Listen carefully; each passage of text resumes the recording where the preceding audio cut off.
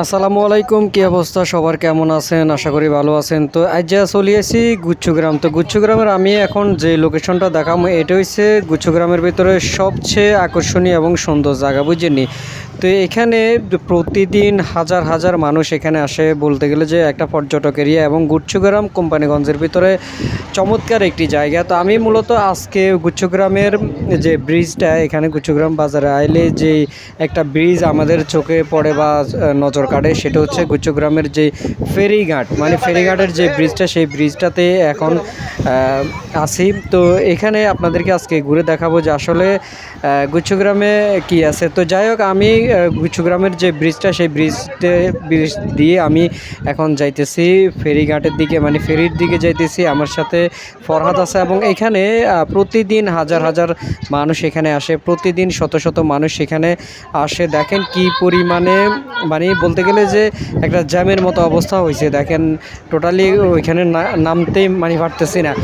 আর এখানে একটা বিষয় হয়েছে কি, এখানে যে নামার বা উঠার জন্য যে তারা যে সিঁড়ির ব্যবস্থা করেছে, আসলে এটা খুবই সিঙ্গেল একটা সিঁড়ি, এবং এখান দিয়ে একজন সর্বোচ্চ একজন যাইতে পারে, তাছাড়া আর কেউ যাইতে পারে না। এবং ওঠারও একই রাস্তা, মানে একজন যদি যায় আরেকজন আসতে পারে না, বা টোটালি যারা আসবে তারা আসতেই থাকে, এবং যারা এখানে নামবে তারা নামতেই থাকে। টোটালি একটা কাঠের টুকরা, বলতে গেলে যে একটা কাঠের সিঁড়ি বলতে পারেন।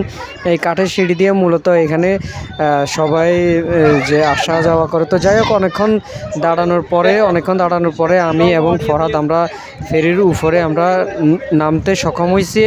তো নামার পরে আমি আপনাদেরকে দেখানোর চেষ্টা করতেছি যে এখানে আসলে শত শত মানুষ এখানে আসছে, এবং তারা এখানে আসার পরে আসলে মন খারাপ থাকলে, কথাই বলে না যে মন খারাপ থাকলে নদীর পাশে যাও, মন খারাপ থাকলে আসলে সাগর পাড়ে যাও।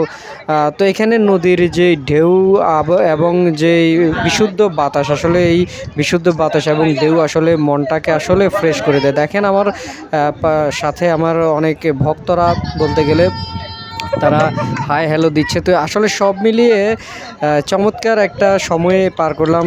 প্রায় 1 থেকে 1.5 ঘন্টা ছিলাম আমি এবং ফরহাদ, আমরা 1-1.5 ঘন্টা ছিলাম। তো অনেক সময়টা আসলে অনেক ভালো কেটেছে।